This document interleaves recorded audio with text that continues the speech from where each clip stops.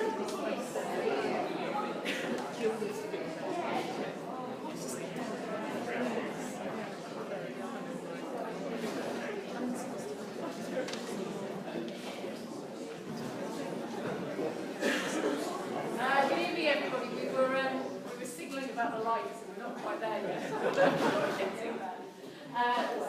nice to welcome you to our Year 10 evening. So the purpose of the evening is to give you as much information as we can about how to help your child, how to support them through the next 2 years. And support is a really important word because it is a very stressful time, both for students and for you, actually. And it's also really important, I think, to stress at this point, if you have had children who have already been through this process, don't forget all the kind of care and emotional support that you gave them. That's incredibly important. But perhaps forget everything that you were told about those exams, because the exams that your children are going to be sitting are very, very different. And it's really important that we convey that message to you this evening. Anybody got any suggestions as to what this particular number might be? Any thoughts? Number of students? Number of students. Close, actually, but it isn't actually that. Any other thoughts? IQ. IQ. That's right. Any other? Number of teaching days? Number of teaching, absolutely. It's really interesting. When we think about Year 10, we think about Year 11. When we think about school years, we think about them as a kind of holistic 365 days, etc., etc. And it's really important, actually, to think about it as a really condensed period of time. If you take holidays out, if you take training days out, if you take enrichment days, if you take all sorts of things like that out, it's actually a very short period of time. And I won't scare you with the figure that's actually in Year 11, which is actually less than that. So it's incredibly important that we get off to a really purposeful and informed start. We were delighted with the results that we gained this year. It's incredibly important for students that we get it right. We know that students leave us at the age of 16, they go on to lots and lots of different places, they go on to colleges, they go on to university, they go on to all those different array of choices, and we have to make sure that they are leaving us with the very best results. And it's nice that we can say to you that we can feel genuinely confident that we are preparing students well. We think about it really, really carefully. We try and give as much information as we can, we try and give as much support as we can, and there's really high quality teaching which actually results in those really great grades. Grades that are actually for all of the students in our care. It's really interesting. Our progress figures are excellent for all students. We have 42% of all of our grades are A and A star. So we're working really hard to make sure that actually your child is coming into something which is going to be successful. As I was alluding to earlier, that success, that hard work, has been there. It's actually getting harder. And I really don't want to depress any of you at this point. And I don't want to talk about the fairness of it because there's no point actually exploring those things. But it's very important to have that recognition that the new exams are significantly harder. The content is harder. The amount of content is harder. The fact that it is being assessed virtually all at the end of the course is harder. And the skills required from students are very different. They are traditional, that's not a bad thing or a good thing, but in terms of learning shapes, learning equations, really knowing material well, it will not be there in the exam as it has been in the past. So those memory skills, it is a test of that, and actually a real understanding. So this is really significantly different. And so it's therefore really important then to make sure that that one key message up there gets across. Every year we have students who in Year 11 have been bright, they are innately talented, and can end up being disappointed because they don't do as well as they might have done. And I can't stress enough about exploring what we mean by hard work. It is actually from the very beginning of Year 10 having that absolute focus. there's no real downtime in terms of what happens in lessons and in terms of what we're asking from students. And that's a really clear message. We see it in the students who are ultimately successful. They really do work very hard. One of the key things that we recognise as well is that what happens at home is incredibly important. So those tasks which are placed on Edmodo, and it is important that you do engage with that and you see what those tasks are, should really be consolidating what is happening in lessons. We always get students every year who maybe don't do their homework as they might, and it's interesting to see the progress that they make. It is not as good as it should be, and it's because they're not taking that opportunity to really think and reflect on what's happened during the day, making sure they understand it and being prepared for the next day.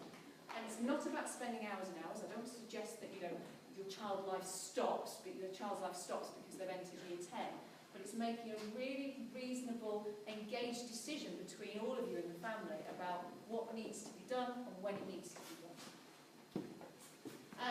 Some of you may recognise this. You may have a room like this in your home.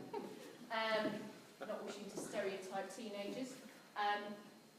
Organisation is also really, really key.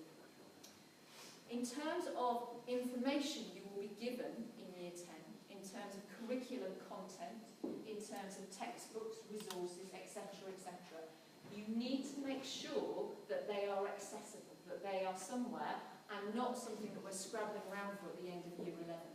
So all of those key things about organisation, about homework, about hard work, those really sort of messages about the work ethic are incredibly important in this new world we're entering into, because you can't catch up suddenly towards the end of the course. It's impossible to do that within the exam. One of the things we've tried very hard to do is to ensure that students are as well prepared as we possibly can make them. One of the things that staff did very early on is when they became aware of the new exams, they actually worked backwards from the course content in year 11 and mapped it all the way through to year 7 to really make sure that students, one, were covering the correct content, but also that the way we assessed students was relevant and purposeful for the new exams. So you will already know that your children do half-termly assessments in subjects. We've shaped those, we've moulded those so they are relevant to the new exams. So actually they're a really good way for preparing students. So please do have conversations about those assessments. They are happening in every subject area and they are relevant and purposeful, and if students really prepare for them, they will ultimately do better because we have designed the courses to make sure that that happens. Revision is not something which happens just in year 11. For the assessments, it's important to start beginning that revision process, really trying to think about, okay, you've got an assessment in English, you've got that before half term. How do you actually manage to learn some of the key quotations you're going to need? How do we start building up those skills that are going to be essential to you? And it's quite interesting really to think about how the brain works, how we work, how we remember things well. Please don't just feel reassured that if your child makes their way up to their bedroom and reads through their textbook, that that will be sufficient, or they read through the page on Edmodo. The chances are that we remember about 10% of what we read. Obviously, everybody is slightly different, so I'm not suggesting that this is absolutely crystal clear for everybody. But please do look down at those bullet points towards the bottom. 70% of what we discuss with others. 80% of what we personally experience. 95% of what we teach others. It's really crucial that actually as a parent, that engagement, that dialogue, those conversations about what's been learned are incredibly important. Because actually, if your child can teach you what they have learned in science, then they have really understood it. If they can actually tell you what that meant and why that happened, that is really important. Personal experiences. You know, if there is something that is relevant to the curriculum, which is going on in Cambridge or wherever, please do take your child to go and see that particular thing. You know, if they're studying art, visits to art galleries, always that personal experience absolutely feeds in to how well they are going to do. Talking a little bit about how to revise. It's really important that the aim of revision is actually distilling information. It's making it, reducing it down each time that you look at it. Really useful things to use, and there is going to be a study day in a few weeks' time for students, just to help them with how to revise. But some things that you might want to consider: mind maps, really helpful way for students to distill information. Very good for visual learners as well.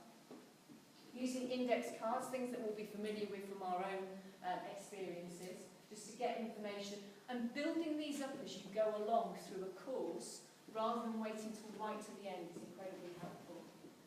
Obviously we have the iPads. They're an amazing resource. If you are actually doing a modern foreign language, recording yourself speaking, listening back to that is a great way to learn vocabulary, learning set things that you need to do, so using the iPad as well. And please do look at our website. You may not be familiar yet, but there is a revision section on the website. It has a code which is farmed with a small F, I think. And for each subject area, there are relevant curriculum resources on there. And they're really helpful, and they give you an idea of, one, what your child is studying, but also things that they can do, and examples of assessments. And really, just to reiterate a few things, really. Malcolm Gladwell, a really interesting sociologist, talks about it takes 10,000 hours to be an expert in something. We could agree or disagree on that. But actually, you know, your children are experts at education. They have been in the system for a very long time. And actually, they will know how they learn best. And talking to them about that is incredibly important. And it's about giving them the skills to become even more expert at actually being able to demonstrate what they know. That's really, really important. And similarly, you've got Carol Dweck on the right-hand side, psychology, talks a lot about kind of growth mindset, about believing that you can do it. And I think in a context where we're talking about things being difficult, where we're talking about things being challenging, those conversations about actual belief, about aspiration, are incredibly important. One of the key things that you can do, again as a parent, is not necessarily about what career you want to do, that's probably an incredibly long way off, but actually, in terms of those next 2 years, what do you really hope for? What do you want to do? Which college would you like to go to? Have you thought what A-levels you'd like to do? And having those conversations and passing that back and forth can really help. Because actually it's quite hard when you're sitting in a classroom and it's, you know, it's been a long day and you're trying to focus yourself on that hard work. Actually being able to remember why it is you're doing it is incredibly important. There are a few key dates there, which obviously are incredibly important. Obviously how to help your child, even to appreciate you attending this. There are progress summaries that are coming home as well. So please do make sure you're aware of that. It's important to know how your child's getting on. Careers events, again, helping with that aspiration is incredibly important. And also parents' evenings. And please be aware, don't wait until parents' evening if you have any concerns or any questions. It's really important. We do lots of discussions at the beginning of term about how well students have settled. Are they enjoying things? Are they doing as well as they might? We have those conversations as a senior team, and it's really important that you feed into those. So if you have any worries, please do let us know. I'm going to pass you over to Richard Alfred, who's our Director of Curriculum, and he's going to talk a little bit more about how you can help. Good evening. I'll just put this on here so that when you look at it at a later date, you'll be able to have my contact details should you wish to contact me about what I'm going to talk to you about this evening. 186 days. It will fly by very quickly. If there are things that aren't going so well, we need to address them. Like if we think we've started off on a course that we're really not getting on with, we need to look at that now. And a key bit of helping you to do that as we go through Year 10 and 11 is by providing you with as much useful information as we can. So in the next week or two, you'll be getting some information about the Chesterton Reporting System, or CRS.